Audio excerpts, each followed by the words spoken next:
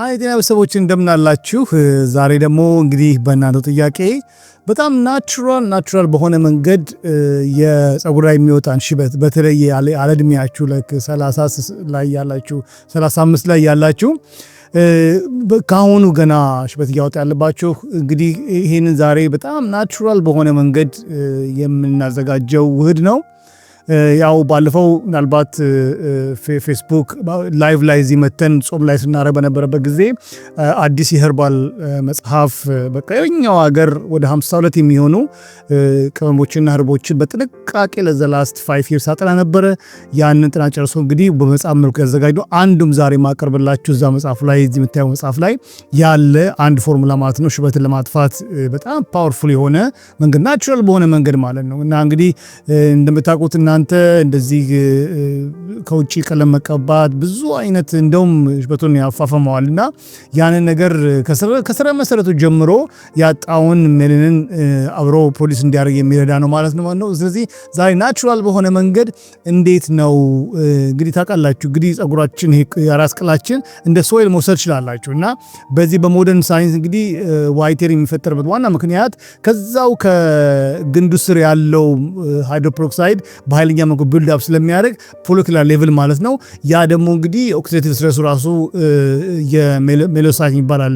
የነዚህ ሜሎሳይት የፀጉሩን ጥቁረት ወይ ደግሞ ናቹራል የሆነውን ቀለም የሚወስኑ ናቸው ማለት ነው። እሱ እንዳይፈጠር ስለሚያደርገው ያ ፋክተር ይዘጋል ማለት ነው። እንግዲህ ይሄን ናቹራል በሆነ መንገድ ይሄንን ሃይድሮጂን ፔሮክሳይድ ብሊቺንግ ኤጀንቱን በማስወገድ ቀስ ብሎ ከስር መሰረቱ ሪስታርት እንዲያደርግ ይረዳዋል ማለት ነው። ስለዚህ ዛሬ እንዴት ነው የምናዘጋጀው? አራት በጣም ወሳኝ የሆኑ በቤታችን በቀላሉ የምናገኛቸውን የኢትዮጵያን ስፓይስ እና ህርብ የምንጠቀመው። ከዛ በኋላ ደግሞ እንዴት በምን ያክል መጠን ነው የምናዘጋጃቸው? እንደገና ደግሞ ለአንድ መጠን ነው ወይ ለበብዙ አዘጋጅተን ማስቀመጥ እንችላለን ወይ? ሌላው ደግሞ አሰራሩ አለ፣ አፕሊኬሽኑን አለ። እንደገና ደግሞ በተጨማሪ ደግሞ ይሄ ነገር መጠቀም የሌለባቸው ሰዎች ማን ናቸው? እነሱን መልሰጣለሁኝ። ከዛም በተረፈ ደግሞ እንዴት ነው ስቶር የምናደርገው እሱንም በጥንቃቄ አስረዳለሁ ማለት ነው። እንደገና ደግሞ ከሁሉ በላይ ደግሞ አፕሊኬሽኑ ማለት እንዴት ነው ከሰራነው በኋላ አናታችን ላይ ራስ ቅላችን ላይ ነው አፕላይ የምናደርገው፣ ለስንት ደቂቃ ነው፣ ውጤቱንስ ደግሞ በስንት ጊዜ ማየት ይቻላል? እነዚህ እንግዲህ ወሳኝ ጥያቄዎች ናቸው። እንግዲህ አይ ሆፕ እስከመጨረሻ ከኔ ጋር እንደምትወዙ ተስፋ አደርጋለሁ። ተመልሼ እመጣለሁ። ስራች ለኢትዮጵያውያንና ለኤርትራውያን ከምግብ በተጨማሪ መወሰድ የሚገባቸው ሰፕሊመንትስ በዶክተር ዳንኤል ዮሐንስ ሁሉም አይነት ቫይታሚኖች፣ ኤሌክትሮላይት፣ ማዕድናት፣ ቫይታሚን ዲ3 እና ቫይታሚን ኬ2፣ ኦሜጋ 3 በእንቅልፍ ለሚቸገሩ ልዩ ስሊፕ ፎርሙላ፣ በሀበሻ ቅመም የተዘጋጁ ለጉልበት ለቁርጥማት ህመም የሚሆኑ ኮምፕሊት ፕሮቲን ፓውደር፣ ለጥፍር ለቆዳ ጥራት ለፀጉር ውበትና ርዝመት ቅባትና ሰፕሊመንት አብዛኛው ከተፈጥሮ እጽዋት ከሚገኙ ንጥረ ነገሮች ወይም ኢንግሪዲየንትስ የተቀመሙ ኦርጋኒክ GMO ከስኳር ከግሉተንና ከላክቶስ ነፃ የሆኑ በተሰሩበት በአሜሪካን ሀገር በFDA ልዩ ፈቃድ ካገኙ አምራች ላቦራቶሪዎች ውስጥ የተዘጋጁ በመላው ዓለም የምትገኙ ኤርትራውያንና ኢትዮጵያውያን በመላው አሜሪካ፣ ኢሮፕ፣ ካናዳ፣ አውስትራሊያ እንዲሁም ደቡብ አፍሪካ ባላችሁበት ሆናችሁ በኢኮሜርስ ድህረ ገጻችን መግዛት ትችላላችሁ። ባላችሁበት እንልክላችኋለን። እሺ እንግዲህ ስሜ ዶክተር ዳንኤል ይባላል። የመድኃኒት ሕክምና ባለሙያ ነኝ። እንዲህ መሰለው በጣም በጥናት ላይ የተመሰረተ ኳሊቲ የሆነ ቪዲዮ የሚቀርብበት ቻናል ነው። አብዛኞቻችሁ መታችሁ ሰብስክራይብ አድርጋችሁ ሰፖርት እያደረጋችሁኝ ነው። እንደ ኢትዮጵያዊ ወንድማችሁ በርታልን እንደማለት ስለሆነ እኔም በርታታለሁ። በተረፈ ደግሞ የቻናል ደግሞ እዚህም ደረጃ የደረሰው በእናንተ እርዳታ ነውና አብዛኞቻችሁ መታችሁ ወደ 60% የምትሆኑ በጣም ትጠቀማላችሁ። ግን ሰፖርት እንድታደርጉኝ ደግሞ አበረታታችኋለሁ። ፕሊዝ ሰብስክራይብ ሳታደርጉ ይሄን ቪዲዮ እንዳጨርሱ አርጉና ጀስት ደግሞ እንደዚህ አይነት ኳሊቲ ቪዲዮ ማመልጣችሁ ማለት ነው። በተለይ ደግሞ ደውላ ምልክት ብትጫኑ ደግሞ በጣም ኢፌክቲቭ ይሆናል። ለአልጎሪዝሙ ደግሞ በጣም ጥሩ ነው ማለት ነው። ደግሞ ይሄ ነገር በጣም ልክ ነው። ይገርማል። እንደዚህ መሆን እናቀመጥሉ እኮ ናቹራል በሆነ መንገድ እንደሚዘጋጅ እናቀመጥሉ ደግሞ ላይክ ሳታደርጉ አትጡ። ያው እዚህም የኔ ጤና የዩቲዩብ ቻናል ፋሚሊ ካችሁ ሁሉ ጊዜ ላይካችሁን እንደ ቴንኪው ቆጥረዋለሁ ማለት ነው። እስቲ ወደ ቁም ነገሩ እንምጣ። እንግዲህ በጣም እነዚህ ቦታኒካል የሆኑ ብሌንድ ወይ ደግሞ ተፈጥሯዊ በሆነ መንገድ የራሱን የራስ ቅላችን ስር ያለው ፎሊክሉ ራሱ ይሄንን ሜላኖሳይት አሉ እንግዲህ ቀለሙ የሚያመርቱ ሴሎች ናቸው ማለት ነው፣ ህዋሶች እነሱ እንዲነቃቁ የሚያደርግ ነው ማለት ነው። በተረፈ ደግሞ ከነዚህ ከመጠቅሳቸው ደግሞ አንደኛው ደግሞ ይሄንን ሃይድሮጅን ፐሮክሳይዱ ራሱ ከስር መሰረቱ ጀምሮ ብልሽ እንዳያደርገው የሚከላከል ነው ማለት ነው። እንግዲህ አንደኛው የምንጠቀመው የብላክ ኩሚድ ሲድ ወይ ደግሞ ጥቁር አዝሙድ ብለው በተለምዶ ማለት ነው። ውስጡ የታይሞኪዮኒን የሚባል በጣም ፓወርፉል ኢቨን አሁን በዚህ አገርማችሁም በዚህ ራሱ በዚህ ይሄንን ቀለም ገዛው የምንቀባው አይነት ውስጥ ራሱ ይሄንን ኤክስትራክት አድርገው ከተለያየ ፕላንት ይጨምሩበታል። እኛ ግን በተፈጥሮ እናገኘዋለን። ይሄን በጣም የሚያስገርም ነው። ይሄ ደግሞ ፓወርፉል የሆነ ማስተር ኦክሲዳንት ስለሆነ ሜላኖሳይቶቹ ራሳቸው እንዲያብቡ ኢንቫይሮንመንቱን ኖሪሽ የማድረግ ትልቅ ችሎታ አለው ማለት ነው። እንግዲህ በሁለተኛ ደረጃ ደግሞ የምንጠቀመው ደግሞ ኢትዮጵያ ያፈራው ኮረሪማ ነው። እኛ ይሄ መቼም ማንኛውም ሰው ቤት ያለ ነው። ይሄ ደግሞ በጣም የሚገርማችሁ ነገር እዛ አካባቢ ያሉ ሜላኖሳይቶቹ በጣም ቴምፕሬቸር ከፍ ማለት አለበት እንደገና እንዲያብቡ ካስፈለገና ይሄም ዋርሚንግ ኤጀንት ነው።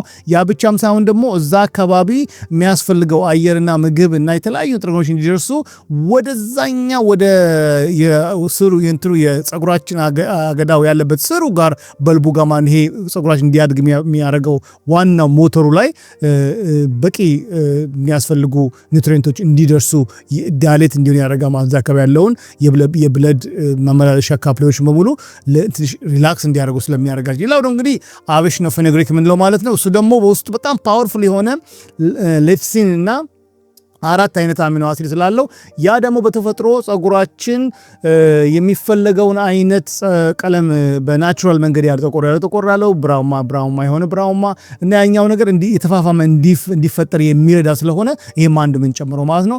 ሌላው ደግሞ እንግዲህ እኛ በተለምዶ የምናውቀው ቀረፋ ወይ ደግሞ ሲነመን የምንለው ነው። እሱ ደግሞ ፓወርፉል የሆነ አንታይ ፈንጋ ፕሮፐርቲ ያለውና በጣም ፓወርፉል ስቲሙላንትም ጭምር ነው። ስለዚህ ያ ራሱ ፎሮፎሮ በቀላሉ ይወገድና ለአዲስ ቀለም ፀጉራችን ፎሊክል ማረስ ይጀምር።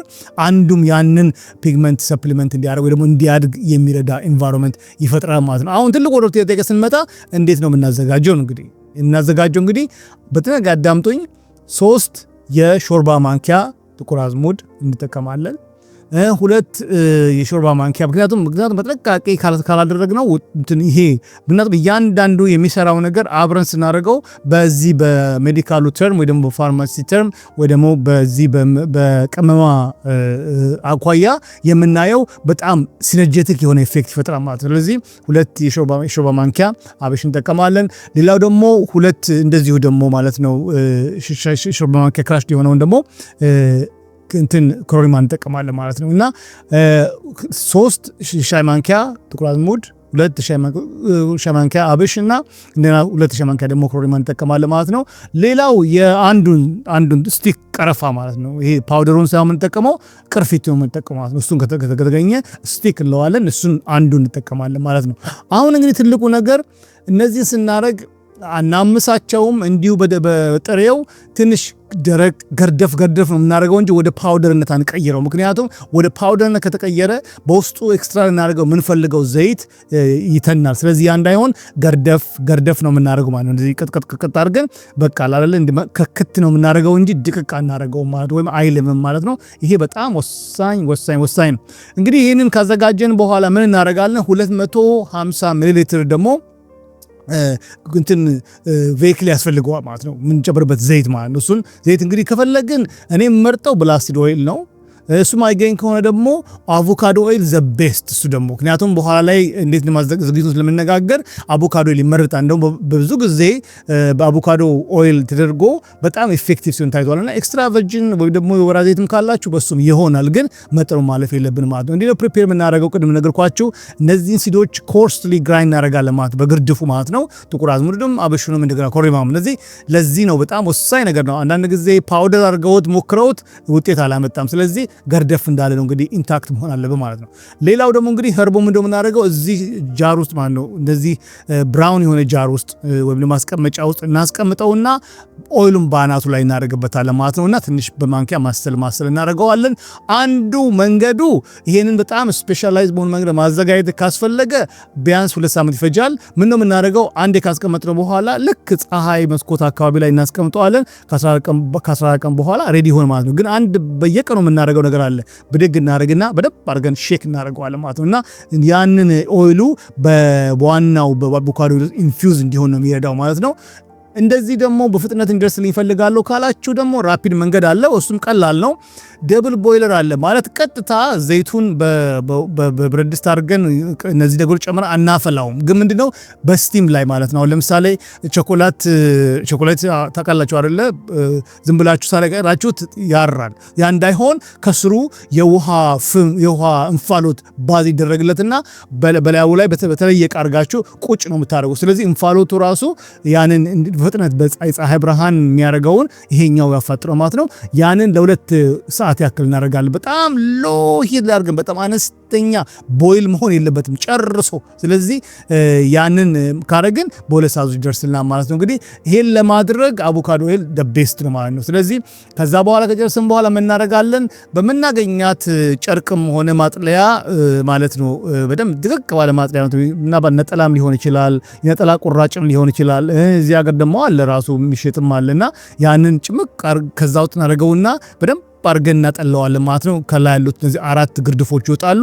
ከዚህ ዘይቱ ብቻውን አገኘ ነው ማለት ነው። ስለዚህ አሁን ይሄ እንግዲህ በቃ ሬዲ ሆነ ማለት ነው። ከዚህ በኋላ የምናደርገው ምንድነው አፕሊኬሽኑን ስንመለከት ፕሮቶኮሉ ምንድነው ቢያንስ ጸጉራችን አይደለም የራስ ቅራችን ላይ በደንብ አድርገን እንደዚህ ሰርኩላር ሞሽን እያደረግን እየገባ ማለት በዋንታችን አድርገን ከፈለግን ምንም እጅም ችግር የለውም በደንብ አድርገን ማሳጅ እናደርገዋለን። ለ10 ደቂቃ ሰርኩላር ሞሽን እንደዚህ እያደረግን ማለት በደንብ አድርገን ለ10 ደቂቃ ታይማችንን በስነ ስርዓቱ አድርገን ማለት ነው።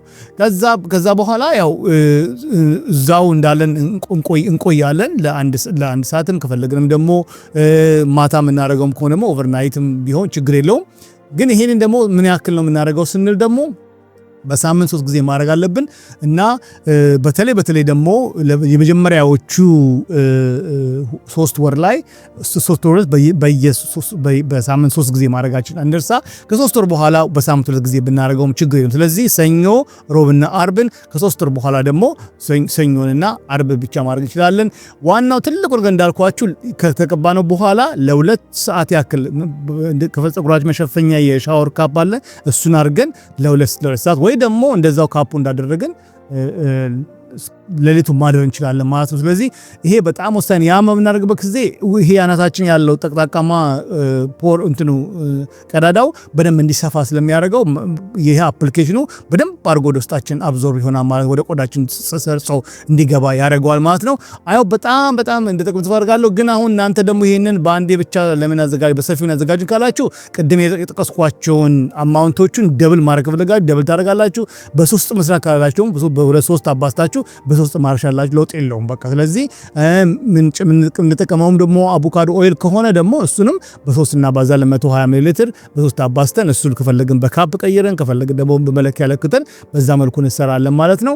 እንግዲህ ይሄንን በዚህ መልኩ ከሰራ ነው በኋላ ከ6 ወር እስከ 1 ዓመት ድረስ ምንም አይነት ነገር ሳይበላሽ ሊቆይ ይችላል ማለት ነው። ስለዚህ ፍሪጅ እናስቀምጠዋለን ወይ ደግሞ ሩም ቴምፕሬቸር እናደርገዋለን ማለት ነው። አሁን እንግዲህ ይሄን ፎርሙላ መጠቀም የሌለባቸው ስንል በተጨማሪ በተቻለ መጠን የነት ቤዝድ የሆኑ ኬሪየር ኦይሎች ወይ ደግሞ ይሄንን ማሟያውን አናረገው ማለት ነው። ስለዚህ እሱ አንድ ነው። ሌላው ደግሞ ቀረፋና አብሽ የእርጉዝን ሴት ማህፀን ስቲሙሌት ስለሚያደርግ ቀድሞ የምጥ ነገር ሊፈጠር ስለሚችል ለእርጉዝ ሰው አይፈቀድም ማለት። ለዚህ ነው ቀረፋ ሻይ ላረገዘ ሰው ኢትዮጵያ ማንሰጠው። ስለዚህ ማን ትልቁ ነገር ነው። ሌላው ደግሞ ራሱ ቆዳችን የራስ ቅላችን ቆዳ ደግሞ የተከፈተ ቆስል ካለው በተፈጥሮ ደግሞ ከአክዚማ ጋር የተገናኘ ነገር ከሆነ አክቲቭ ደርማታይተስም ካለ ማለት ነው የመቆጣት ነገር ካለ እሱ እንደዚህ አይነት ሰው መጠቀም አይችልም።